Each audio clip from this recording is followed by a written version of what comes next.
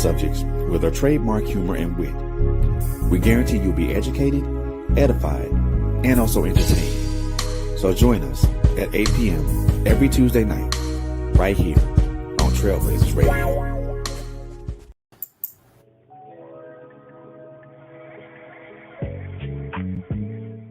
We're living in a different time. Isn't that what the old folks say? Well, I beg to differ, because there really is nothing new under the sun. We used to think that this generation was stronger than that of my parents. But after learning where and whom we come from, I realized that this was a false narrative. They fought, bled, and died for the liberties that we take advantage of today. So I changed my mind. We are our grandparents. We are our parents. This is where the idea for uppity Negro apparel and accessories comes from. We are the uppity Negroes that defy boundaries, broke chains, climbed mountains, and crossed valleys of hatred, bigotry, illiteracy, and oppression. The statement is simple. The cause is never ending.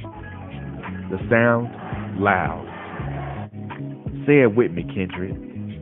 I am that uppity Negro. Welcome, welcome, welcome. So, something is wrong with my camera tonight. Y'all know before my shows, I usually have chaos. So something is wrong with my cameras tonight. And so you'll be looking at me standing still with my hands in my pockets. So hopefully you can hear me. Hopefully the engineer or someone else who's off camera that deals with this is able to tell me whether everybody can hear me or not. So we've been absent for a little while, but we're back. And we're diligently trying to catch up. Hey, Simone. And so we're diligently trying to catch up. And I missed you guys, and I hope that you guys miss me. So we're back, and we come back with a little fire. So hope everybody's ready. Hope everybody's got a pencil or a pen, and everybody's ready to take some notes. And not only take notes, but write your questions down and put them in the comments, or come into the studio, or however you want to do it. But I like a lot of feedback. So let's do this. So there are a lot of things that I could have talked about and I wanted to talk about, but then I decided that some of the things that I wanted to talk about were just not even conducive to my mental health. So we moving on. How about that? We putting our past in the past and we moving forward. Right. Okay. So I wanted to talk about relations versus relationships, because I was going through some things that I had, and I had taken some notes from a conversation that I had with a gentleman, and he was with his girlfriend. And we were just talking. I said, "Oh, y'all made such a good couple." And I said, "Wait a minute, y'all together, right?" And she says yes immediately. And he hem and haws for like a full 30 seconds before she punches him. I miss you too, Simone. And she punches him in with her elbow, and he goes, yeah, we're together. And so my question is, when I see a lot of people, is when you're in a relationship, does the other person know you're in a relationship? No, like, do they know that they're in a relationship too? And how do you define that? So whoever's on here now, just answer that question. Answer that question in the comments, and we're going to talk about it. But that's my question. What defines relationship to you may not be the definition of a relationship to another person. And you could have been with that person for 3-4 months, 2-3 years, and there's no marriage, whatever.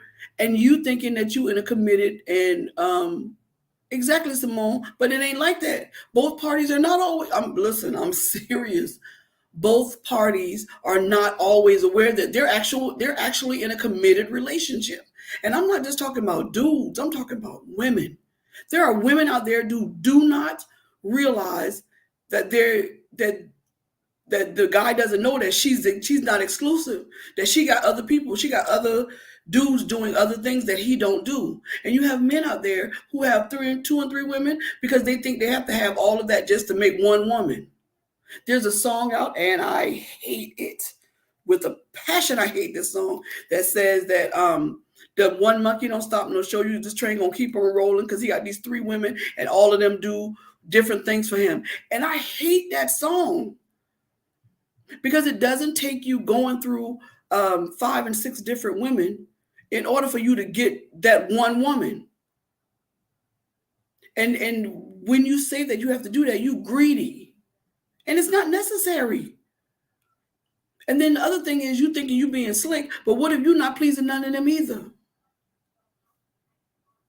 And I think the reason that a lot of people cannot get into relationships and a lot of people do not know, do not understand why they're single is because you have some people that are hooked up with people that are not the right ones, or they think that if I stay with him long enough, he's gonna ask me to marry him.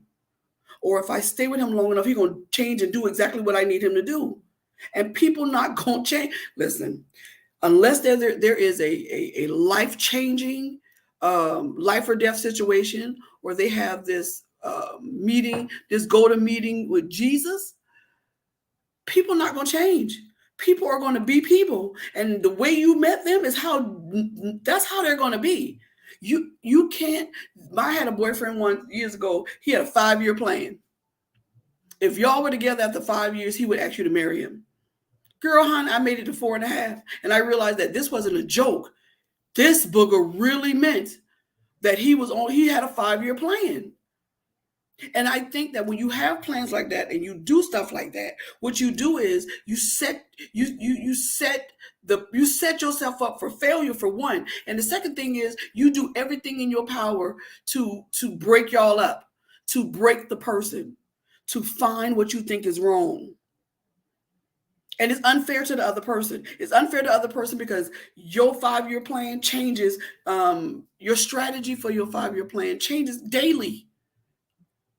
And people, listen, he sucked as a boyfriend because he was always looking for something in me that wasn't there. And this is the crutch of it. It wasn't there until he made it materialize in me. He brought that person out of me that was not trusting and that was angry and that was argumentative, because I'm just not like that. I might get on, I might come in and say what I got to say and tell some people off and move on. But as far as like going back and forth and being argumentative on purpose, not with somebody I got to sleep with, not with somebody I got to look in their eye and say, I love you again. Nobody playing them games.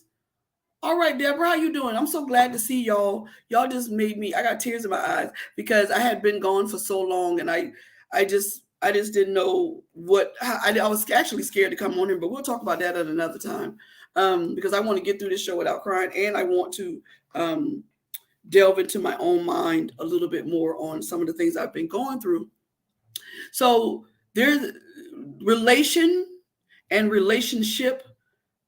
You would think they're basically the same thing. There's only one or two words that changes it. So relations, the definition of relations is the way in which two or more concepts, objects, or people are connected. A thing affects on or relevant to another.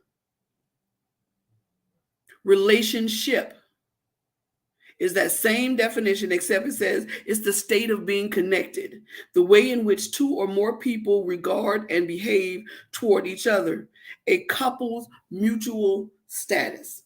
And that goes back to what Simone said. Both of them should be aware of what type of relationship that they're in, but it's rarely like that. It is rare that two people are in the same place, in the same relationship. All right, Lala, thank you for coming, sweetie. You think it's simple, and you would think, oh, they know. No, they don't. And that's another thing. I did it to my boyfriend the other day, and we'll talk about that too, is that we assume that our significant other knows how we feel and what's going to happen in our heads. We assume that when we explain something to them or say something to them, and this goes on both sides of it, we assume that they understand what we're saying and that whatever we don't want them to do or whatever we want to do, they're going to do it. We love you too. That I love you too. That is the assumption that people understand what we're going through in our head because y'all laid in the same bed or y'all had a long conversation about peanut butter and jelly versus macaroni and cheese. That is it is a black hole that you don't want to get into. But we're in it. Most people are in it. They have no clue, where do I stand in this relationship? And a lot of times people don't ask their significant others or talk to the people that they're intimate with in their life. They don't ask them questions because they're scared of what the response is going to be. But this is my thing. And people are always looking at me funny because I compare a lot of things to sex because that's what it is to me. You feel me? Like if you let him put his penis in orifices of your body, you let him deposit seed into your body. And you mean to tell me you can let him do that? Or you can let her put that into her and you can't ask them, where am I in this relationship? Because you're scared of the answer, but you ain't scared of that. Seriously? This is a person that you have plans to spend a lifetime with. This is a person that you have plans to take the journey of companionship. So then I asked a question on Facebook the other day, and I'm upset because I didn't go read it. But we read the answers, and the question is this: are you in a relationship because you want to grow with another person, because you understand the power of unity, the power of being with somebody? Or are you just with somebody because you want them to fill whatever void you got to be filled beyond your orifices? I'm just asking. And if you have to sit back and think about that, then honey, you need to leave that man alone or leave that woman alone. You get you a dog or a plant. Because that should not be this deep question that you cannot find the answer to, and you with somebody and y'all been together for years. That's an answer that you should know already. And love is beyond emotion. Love is not just this feeling that you have. Because I guarantee you, sometimes that ain't even love.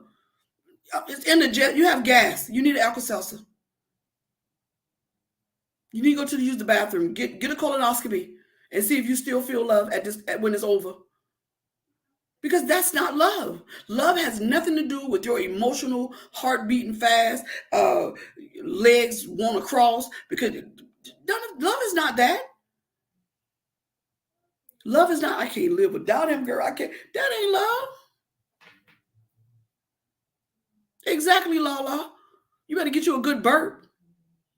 Listen, love is not even it's not even a noun. It is a verb. Love is something that you do. Anybody can say they love you. Anybody. People have killed people in the name of that same word. Understand that. So anybody can love you. The thing is, what do their actions show? Do they show you that they love you? You feel me? Because that's where love comes in. God does not tell us that he loves us except in the word. And we read that. We don't hear that.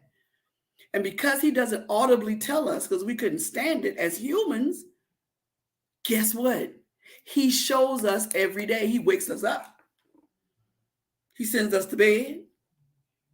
We ask him, listen, we want you to show, we need you to show us that, show that you love me and all.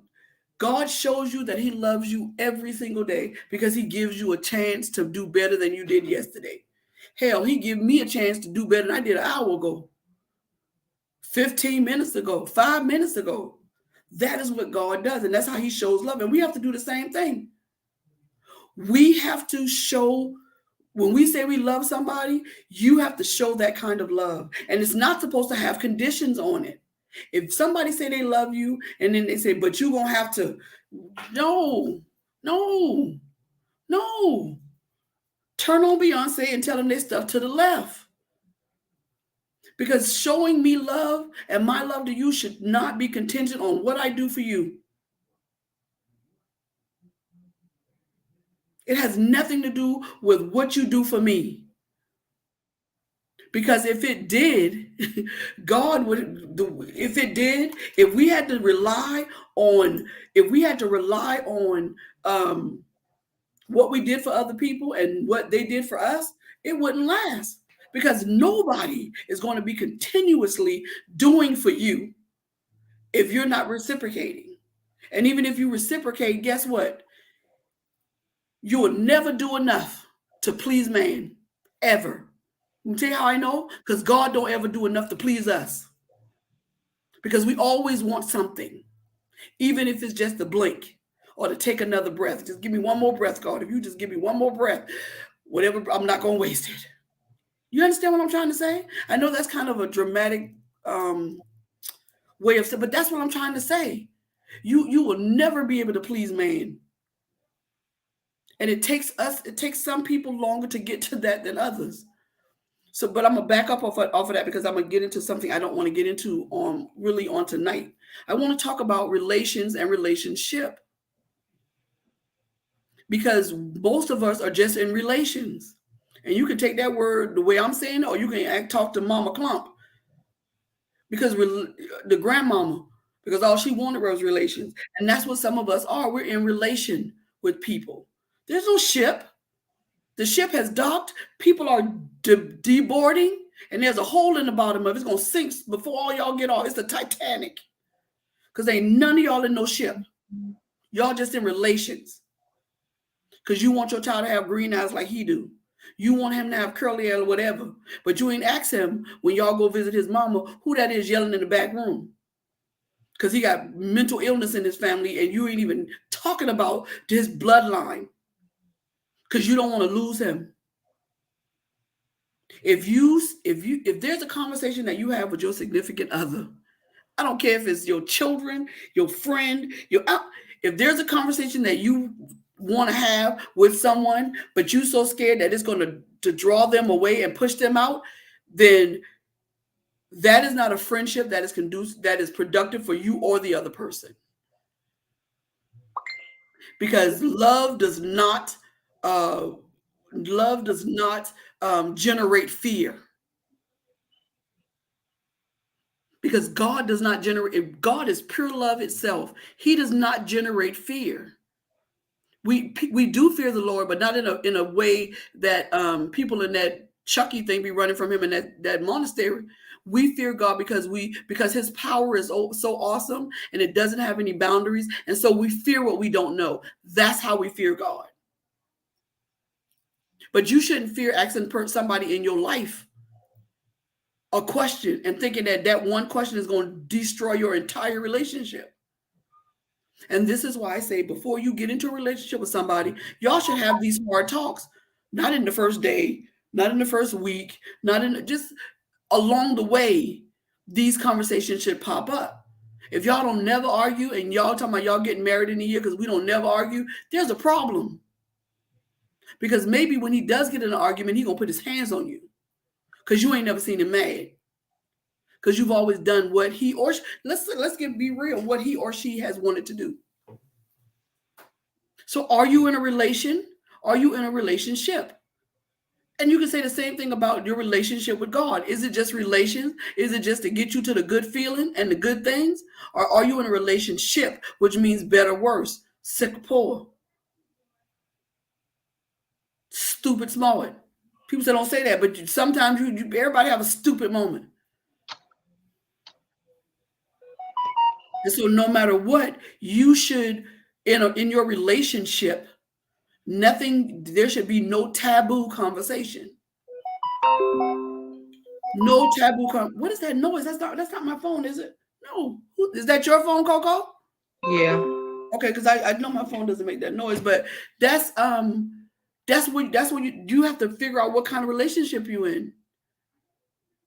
And if you are in a relationship or relations that you thought that you were going to get with that person, and that person was going to be the person to fill whatever void you have or fix whatever dysfunction you have, you messing up, because you have put that person in a position of power that they don't have, because nobody can fix you but you. Nobody can make the choice to fix you but you. And so to try to put that on another person is not fair to the other person, because when they fail, you're going to blame them. And it ain't their fault, it's yours. So somebody was talking the other night, and he said that he was talking about soulmate. He said he didn't realize that soulmates were real until he met his soulmate. And soulmate is a person chosen by God to ensure the fullness of your destiny. In that right there, I didn't say nothing about love, and I didn't say nothing about conditions and compromise. I didn't say anything about that. I said that it is a person that is chosen by God for you. Your soul is compatible to the other person's soul. And what their job to do is, their job is to make sure that you reach the full potential of who you are supposed to be. It is not for you to ride their coattails through their successes and their ups and downs. It is for them to, your iron, what they say, iron sharpens iron. It is for them to sharpen themselves on you, and you to sharpen them until y'all become this perfect thing, as perfect as we can be as humans, and that y'all can start flowing together, and then watch you, both of your destinies, even though they may be two different things that you guys want, they would still come together and benefit both of you. And the ideal relationship benefits you, both of you, but it also makes God happy that you are doing what he has meant for you to accomplish in this life. So here's the next question. Are you both in the same relationship? Yeah, y'all been together for 15 years. Y'all been living in the same house. Y'all married. Y'all celebrate your anniversary every year. All of that. But are you guys in the same marriage? Are you guys in it for the same reason? Are you reaching for goals that, are you reaching out for goals that that can be accomplished by both, one or both of y'all? Or are y'all just together long enough to go to bed together, or long enough to eat breakfast every night and then go out to dinner so people can see how great y'all look when you're in y'all matching t-shirts? And you only speak about business. You only speak about the children. You only speak about the bills. And you've never sat on the floor cross-legged from each other, hands in each other's hands, and just stared at each other's eyes and not say nothing until the power of that connection is so strong somebody has to speak. When the last time you did that? Are both of you journaling? Or are you so scared to journal that you scared the other person going to read it because you don't want them to know your intimate thoughts, but you'll let them know every intimate part of your body? How does that sound right? How does that sound right? And you can't make people love you the way you want them to love you. They have to love you in the capacity of how they can love you. Because you're not going to find someone that can read your mind. People say, well, I can just read her mind. We've been together so long and this, that, and the other. No, you can't read her mind because you didn't know she was cheating with your brother. I'm sorry. That was, yeah. It came out, so oh well.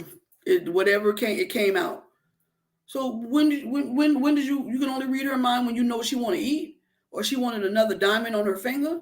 You know she liked them shoes? Can you read her mind that she's lonely? Can you read her mind that she don't want no doggone ugly dog? She want you. And the only way that you're going to be able to understand and know these things about the person that you're with is if you have those moments of saying nothing and just staring into that person's eyes. Or you have those moments and you land on the bed, flat on your back, looking at the ceiling, holding that person's hand and just breathing, catching each other's breath. You breathing in and out. You're meditating. And I like that because not only you're meditating on the word, because God said you have to be equally yoked. And in order to be equally yoked, you got to breathe like that person, dog. You got to think like that person. You got to step like that person. You got to put in the work. Okay, so the wedding was beautiful. 15 bridesmaids and 15 groomsmen. Everything was great. Even the child who brought the ring and the flowers didn't cry. It was wonderful. Reception, y'all did the dance. He learned all the moves. It was great. Your mama was nice to him, and her mom was nice. And everything was wonderful. Y'all went on the honeymoon. Everything was great. He made you scream his name every night. You got to sign the book with your new last name and cards to say thank you. Woohoo. Now what you gonna do? What you gonna do now? What y'all gonna talk about now? Or y'all been together so long that the children done left the house. Now children gone and it's empty nest syndrome. Now what y'all gonna talk about? Because now you can't pretend you just going, you can't walk past her and pretend like you going to talk to the children. You can't just act like you're so busy with carpool and PTA and cupcakes and them hard ass cookies nobody don't eat except the neighbor's dog. So now what you gonna talk about? What you talking about now? What you gonna do when it's just you and him or you and her rattling around in that 6-bedroom house? What you gonna do? What you gonna say to each other? And the reason because the problem with that is that y'all never really was talking to each other before because it was all about bills. It was all about the kids. It was all about church functions, all of that. Now, when all that done settled down and it's just y'all two, oh my God, and you retired? So you don't have to get up and go to work no more? You can't cut the grass but so low, bro. That's dirt under there. You can't plant but so many flowers. The neighbors can't see your house now. Ain't but so much shopping you can do. You got 15 colored pair of pants in the same color, different colors. You got the same pair of pants in 15 colors. Ain't but so much shopping you can do. So what y'all gonna talk about? And that's how you know whether you're in a relation or you're in a relationship. Did your ship sail away without you? And the thing about water is that tides come back in. So what I'm saying is, even if you're at that road, the tide can come back in. The Bible says, cast your cares on and watch in many days hence. It'll come back to you as a blessing. So even if if the ship fell off of your relation, it'll come back if you know how to reel it back. If you know the move and ebbs of the tides in your life. If you know how to post the sails up in your boat that sent you out there, and now you out there looking dumb. Because one man told you look good in that outfit. Now you done about 15 outfits like that. And that fupa looked like 6 watermelons and a coconut. Now you all the way out in the ocean looking at the shore. And you wondering, and that's exactly it. If you want it back. If you don't, just go further inland and keep on walking. But me personally, why waste all that time? Why waste time trying to get to know somebody else? All you got to do is the same way you felt about that person ain't changed. They got older, yes. Think about yourself. Have you really changed from when you were a teenager and in your 20s and 30s? Have you really changed that much? You got a couple of more pounds on you, yeah. You got a couple of more lines on your face, yeah.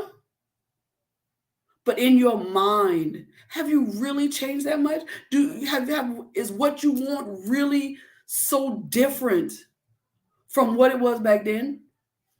And I'll say this again. You're not going to marry nobody in Boys to Men. All the Jodies of them taken. Al B. Sure, he gone. I'm saying names that most of these children probably don't know nothing about. But those are the people we had up on our walls. So you got what you got because that's what you chose. Now work with that. I met a couple tonight. They've been together 3 years, but the way he was looking at her, you would have thought they only met a couple of weeks ago. That should be your goal. Your goal should be to have the person that you're sleeping next to every night that you've been with 15, 30, whatever years. Your goal should be to have them look at you like they're looking at you for the very first time, or the second or the third, and never getting tired of what they seen. Those people have been together for 3 years. And he said, well, the other night when we was on a date. Yes. Why would you stop dating the person that you with? Because y'all had a piece of paper that said y'all married? Why would you not call her all day, every day, and tell her I just wanted to hear your voice real quick? Especially when you're having a bad day. What is the point of being with that person? So you won't be alone? Then you could have got anybody. Why you waste their time? Why are you wasting the people's time? Because there's somebody out there that want them. It's somebody out there that'll treat them in the way that they want to be treated. And you just holding on to them because you're greedy and you're selfish. So, or are you just related to each other because of mutual issues or traumas? Are we with the person that we're with because we have things in common? I like football, he like football. I like ranch dip, he like ranch dip. I like slow walks in the park, he likes slow walks in the park. So that's why you with them? You with them because y'all have things in common? I got things in common with a lot of people, but I don't even want to be in the room with most of them. So you with somebody because they check off all your check marks on the little list that you have that I done told all of y'all to throw in the trash. Because no one will ever be able to fulfill that list. Because when you wrote it down, the devil saw it too. Understand that. And also, some people are together because they have mutual traumas. Some people are together because they just want to be with somebody who understands what they've been through. Because the other person has been through it. And that's the worst kind of relations to be in. And to be in a relationship with that, you have sailed away from the dock with a person whose only job with you is to share the fact that both of y'all are broken. Good God, from Zion. That's all y'all share, is that y'all have traumas. All y'all share is that y'all both have anger issues. All y'all share is that you've both been violated sexually or mentally or psychologically. What kind of relation is that?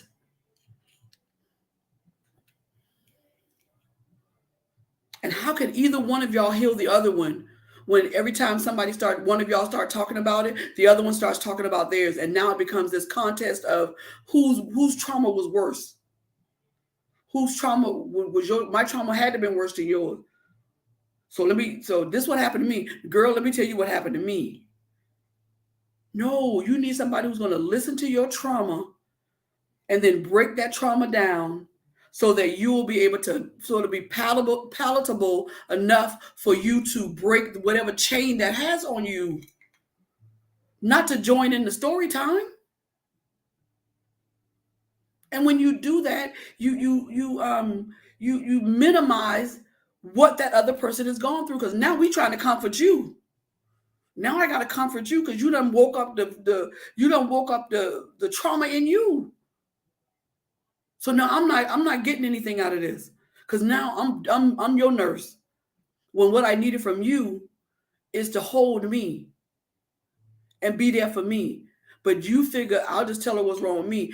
And the sad thing about that is when you do that to the person who has a trauma and they try to talk to you, is they're so traumatized that they're gladly let you push your stuff on them. That way it keeps them from breaking apart and being vulnerable. And now they don't have to do the work.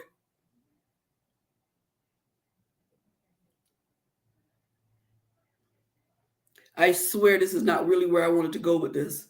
I wanted this to be a happy show about relations and relationships. I really had something else in mind, but we're going to go where the Lord leads, I guess.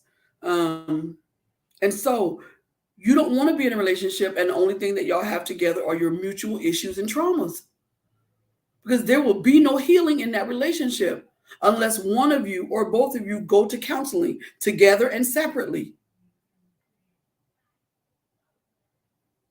So, is the connection because you or her, is the connection because him or her want a void filled? They want you to fix them. They see you and you got your life together and everything is great and you have the job and the car and the clothes and all of that.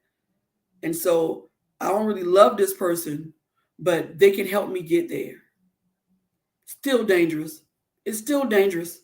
It's dangerous. That's dangerous too. Because you're trying to get somebody to fill something that somebody else emptied out. You're trying to get somebody to fix something that somebody else broke. This is not a vase. This is not a plate. We're talking about a void, a hole in your heart, in your spirit, in your mind. And you're going to try to get somebody else to fill that up when they don't even know why the person emptied it, who emptied it, how long it's been empty, because you ain't telling them that. You just telling them, I love you and I want to be with you. But you're not telling them that I can't really love anybody because I don't love myself. Not that you're hating yourself, I'm saying, but you couldn't love yourself if you're holding on to some of this stuff. Some of us has held on to trauma and pain so long that and swallowed it, you know, when you wrap the baby up like a baby. And we refuse to let that thing go. We have rocked that demon till that demon has become an integral part of us. And we don't know how to function without everybody in the room knowing that I have trauma. Jesus. And we wouldn't know how to wake up and go out with our day without mentioning to ourselves and others all the bad things that have happened to us, and that to giving excuses as to why we are the way we are, because that's what it is. If that trauma or that issue that you have screws up relationships that you have, has you having problems with your children and your significant other and you're on your job, and it's not a part of you. And some people don't know how to live without that part of themselves. They don't know how to live free in their mind. They don't know how to live free in their heart. They don't know how to do it. And it's that makes me want to cry, because that's hurtful to me. You know how much you're missing by having those walls up to protect you. I understand you need to protect yourself. I get it. But you need to understand that walls not only protect and keep you in and safe, but they keep out those that were sent to make sure that you reach your destiny. Because your soulmate is a person chosen by God to ensure the fullness of your destiny. I just told you that's what that is. So not only are you keeping out the people that are going to hurt you, you're going to keep out the people that love you too. And so, are you having relations? Are you having relationships? The ship part on the end of that is the most important thing, because both of the people in that relationship they know their mutual status. They know that they're in a relationship and not just having relations. Not just because I'm with you because we're relatable, we're compatible. So what happens when the void is not filled? What happens when you've chosen this person and you've said, and you've said to yourself, okay, now I got somebody and they're going to help me through this. I ain't got to be by myself with it no more. Now listen to me. You say that to yourself, and then you say, but I ain't going to let nobody. And you're not going to come in here and this is how it's going to be. And then you don't tell them about your trauma. How you gonna ask me to give you something to drink, but you're not gonna tell me what to put in the cup? You want Pepsi, Coke, Hennessy, Jack Daniels? What you want? You're not telling me anything, but you want your cup full. Only God can do that without knowing.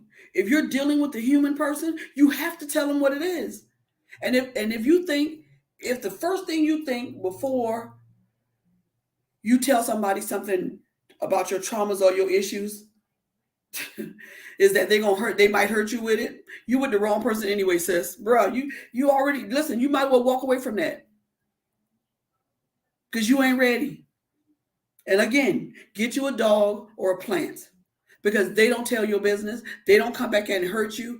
They thrive even when you're broken, because people don't. People can't fill the void in you and try to help you through your issues if you're not going to tell them your issues. If you're so closed off about what is going on and the things that have hurt you, and how can they help you? How can they help you? I wouldn't know that a child had a peanut allergy unless somebody told me he had a peanut allergy. Now I'm trying to force this booger to eat the cookie because I know it's just so good. And you try to force people to try to fill the void in you with whatever you can salvage from them. And then when it don't work, because you can't put a square plug in a round hole, now you say ain't nobody no good. Niggas ain't no good. Women ain't no good. I don't want no friends. And that's where I was last week. I don't want to talk about last week. My God. But that's where I was. Because, oh, Jesus. I didn't want this. This is supposed to be a whole different show. But if you don't learn to fill the void in yourself and remove the bricks out of the wall that you've built, instead of waiting on other people to do it and recognize that you're in pain, you're going to end up in a state of mind where your mind is going to break. And that is a place that I've been more often than not in the last year and a half or more. Because I was waiting for people to see me. Not how I looked on the outside, not that I was making everybody laugh, and not my hair growing. I was waiting for somebody to see me. And I came to the conclusion that it wasn't important if other people saw me. I needed to look in the mirror and see me, the real me, not the mask I put on for other people. And so now I have begun the journey of a relationship with myself, because I was only in relations with me. I only enjoyed the things that made me happy. I only enjoyed the things that gave me pleasure. I only dealt with the things that were relevant to me as long as I was connected to somebody else. Wow. It's hard to admit that, but that's my truth. I knew me, but there was a part of me that I was holding on to keep safe. But in keeping that part of me safe, the lookout that I had for that failed me, because I was looking for other people to fill that room with accolades and their experiences. And I lived off of that because my experience was so sucky, you know? So then what happens when they can't give you what you're looking for? What happens? And let me tell you the truth. Most of the time, nothing happens. They just stay. We stay in it. We stay in it. We very rarely leave. We very rarely understand the that we're staying only because we don't want to be alone. And that's why we stay. We don't leave because it's comfortable. And we don't have to put in the work. So, and then it really all comes down to knowing your worth. And I'm not talking about monetary worth. I'm talking about just your human worth, just being a human being, a good human, a good person.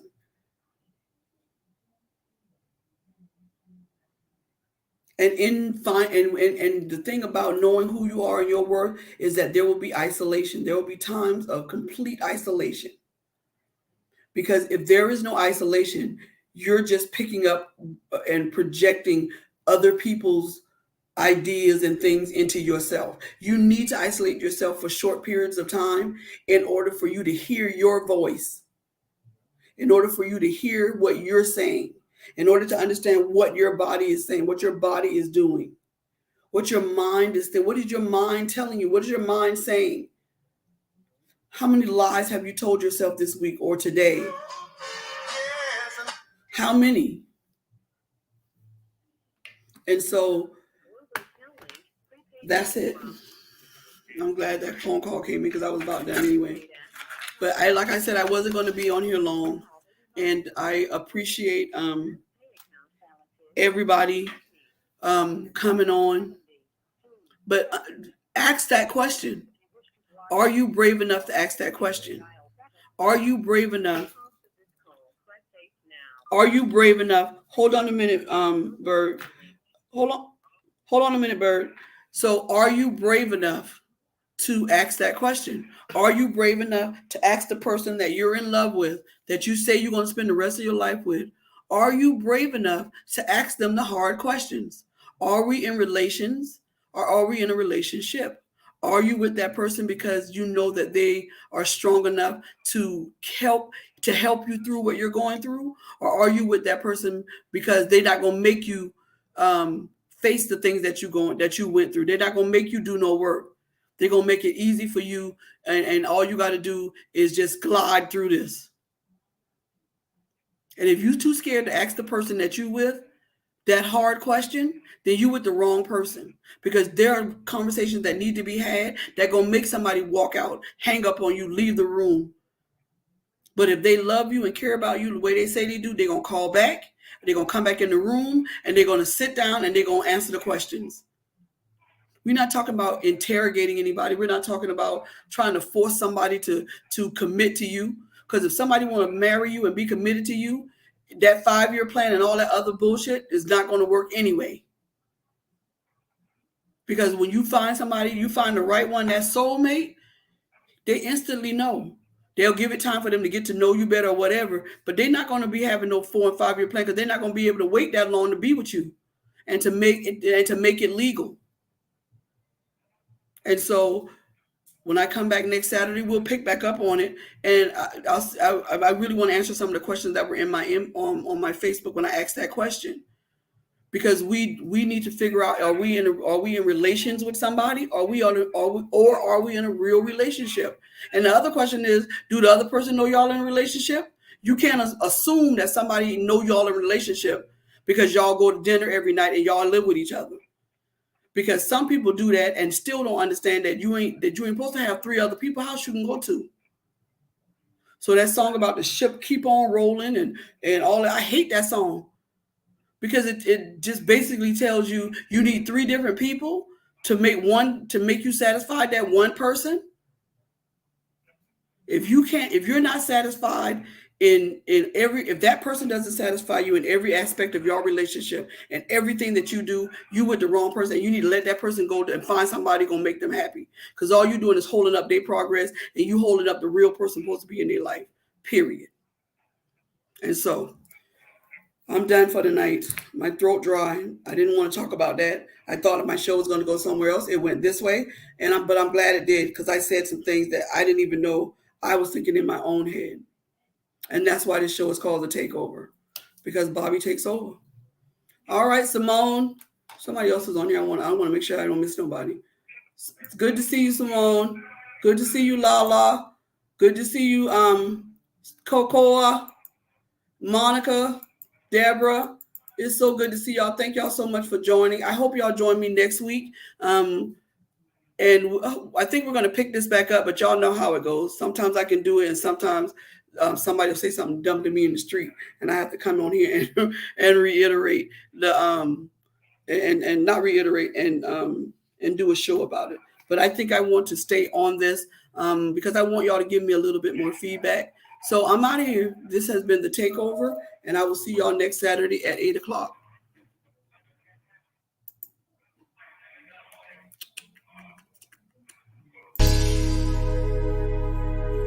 Join Bobby for The Takeover every Tuesday night as she tackles tough subjects with her trademark humor and wit. We guarantee you'll be educated, edified, and also entertained. So join us at 8 p.m. every Tuesday night, right here on Trailblazers Radio. $23. Yeah. That's why why you call him? Why you don't do that?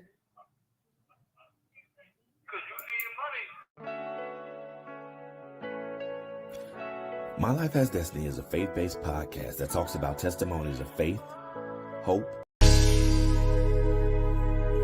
Join Bobby for The Takeover every Tuesday night as she tackles tough subjects with her trademark humor and wit. We guarantee you'll be educated, edified, and also entertained. So join us at 8 p.m. every Tuesday night, right here on Trailblazers Radio.